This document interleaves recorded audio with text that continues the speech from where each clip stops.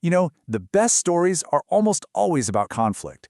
But what happens when that fight isn't between good and evil, but between two different ideas of what's good?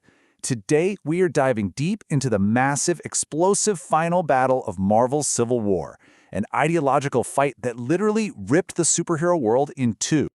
I mean, just look at this. You've got Captain America and Iron Man. We're talking friends, teammates, two of the heaviest hitters on the planet, locked in this absolutely brutal fight. The question that just hangs over this whole thing is, how? How did things get this bad? How did two of the greatest allies end up on opposite sides of a war? Well, it all comes to a head right here in the middle of New York City. And this isn't just some random street fight. This is it. The final, desperate, all-or-nothing battle between two sides who both truly believe they're fighting for the very soul of what it means to be a hero. But this fight isn't really about who can punch the hardest, right? It's the physical explosion of two totally opposite ideas. You've got Captain America on one side, fighting tooth and nail for individual freedom, for privacy, and on the other, you have Iron Man, arguing that for everyone to be safe, there has to be government oversight and security. This is their last shot to prove that their side is the right one. And this is where things get really messy. To get the upper hand, both leaders have had to make some serious compromises. They've actually recruited supervillains, the very same people they'd normally be locking up, to fight for them. The lines between right and wrong are just completely blurred. It really shows you just how desperate everybody has become. So from this point, the whole thing just explodes. It pulls in everyone. It stops being about two guys and their philosophies. It becomes a chaotic free-for-all, where old friends are suddenly trying to take each other down. And this panel just perfectly illustrates the personal cost. Here's Spider-Man, who famously switched sides, fighting his old mentor, Reed Richards, Mr. Fantastic. But look at Reed's face in that middle panel.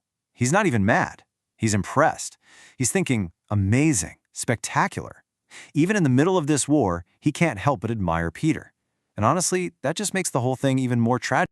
You know, this moment tells you everything you need to know about Captain America's character. He's totally surrounded, completely outnumbered by villains for hire, and they're all mocking him. But does he break? No way. He actually finds the humor in it, thinking about how he's going to kick their butts into next week. This is Steve Rogers at his core, defiant, unbreakable, and totally committed, no matter what the odds are. Okay, so now let's zoom in on the real ideological heart of this battle, where the big themes of the story play out in the most brutal way possible. So, turns out Iron Man had an ace up his sleeve, a clone of Thor. But this wasn't the real God of Thunder. Not even close. It was an unstable, manufactured copy, a weapon cooked up in a lab. And using it brought up a really serious question. Is it okay to use a fake copy of a hero to force your ideals on everyone else? And that question gets answered with this incredibly powerful moment.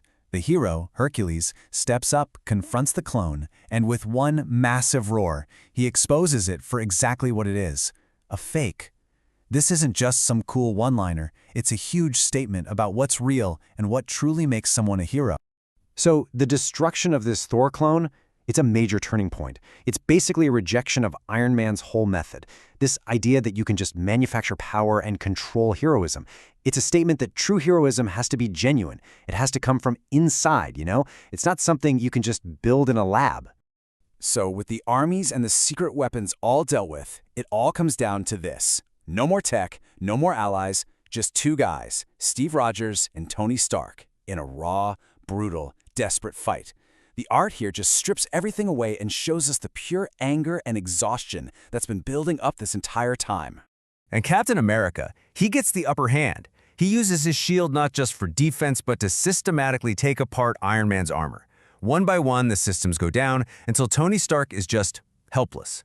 His face is exposed, and he's completely at Steve Rogers' mercy. The physical fight, it's over. Cap won. And then Tony says this, finish. He's daring him. He's challenging Steve to cross that final line, to end it. This is the moment of truth for Captain America.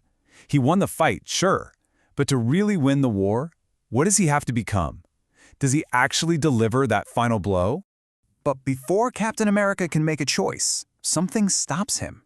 He looks around, and maybe for the first time, he truly sees what this war has cost.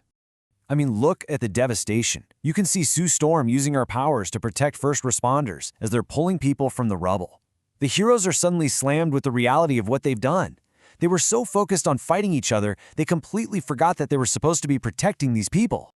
And in that one moment of realization, Captain America surrenders. He won the physical battle, but he sees that he's lost the bigger war for the public's trust. And with his surrender, a whole new world order begins. And this comparison right here, man, it is so telling. On the left, you've got the raw, heartbreaking reality, the destruction, the grief. And on the right, you've got a polished press conference. Iron Man and his team smiling for the cameras, announcing their victory and their new plan. It's the perfect picture of the human cost versus the political spin. So this new plan is called the Initiative, and it's basically everything Iron Man was fighting for: a government-approved, registered superhero team in all 50 states. It is a system built on control and oversight. That idea of freedom that Captain America fought and lost for, it's gone. Security won. And to really finalize this new power structure, Tony Stark, the man who pushed for this from the very beginning, is made the new director of S.H.I.E.L.D. That's the most powerful intelligence agency on the planet. He now has all the authority and all the resources he needs to enforce his vision on the entire world. Which leaves all of us with this final kind of heavy question. Tony Stark fought for what he believed in, and he won. He got everything he wanted.